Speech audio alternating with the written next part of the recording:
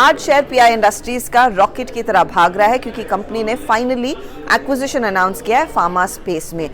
दो दरअसल एंटिटीज इन्होंने एक्वायर की हैं। एक है थेराकेम रिसर्च मेडिलैब, $50 मिलियन में एक्विजिशन हुआ।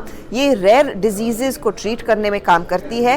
प्री क्लिनिकल और क्लिनिकल स्टेजेस में कंपनी कारोबार करती है। एक और इटालियन कंपनी का एक्विजिशन हुआ है आर्कीमाइका, नियरली 34 मिलियन यूरोज में। और इस कंपनी की खासियत ये है कि एक स्मॉल मॉलिक्यूल एपीआई मैन्युफैक्चरर है, कॉन्ट्रैक्ट डिजाइन एंड मैन्युफैक्चरिंग में कंपनी है और इसके कुछ प्लांट्स को यूएस एफडीए की मंजूरी भी मिल गई है। याद रखें कि कंपनी यानी कि पीआई इंडस्ट्रीज काफी समय से दरअसल फार्मा सेक्टर में उतरने की कोशिश कर रही थी। 2021 में आपको याद होगा इनस्विफ्ट लैब के एपीआई बिजनेस को खरीदने के लिए करार किया था, वो इवेंचुअली खारिज हुआ ड्यू डिलिजेंस के बाद।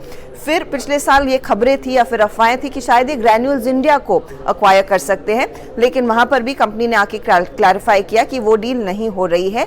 लेकिन आज ये अनाउंसमेंट आ गया है कि इन दो एक्विजिशंस के साथ कंपनी फार्मा बिजनेस में एंटर कर रही है। अब इस पर्टिकुलर एक्विजिशन की जो कीमत है रफली इंडियन टर्म्स में या फिर रुपी टर्म्स में करीब 900 करोड़ के आसपास आकी जा रही है। कंपनी लार्जली ये एक्विजिशंस अपने इंटरनल अक्रूवल्स और क्यूआईपी के जरिए जो फंड रेज किए थे उसके जरिए फंड करेगी।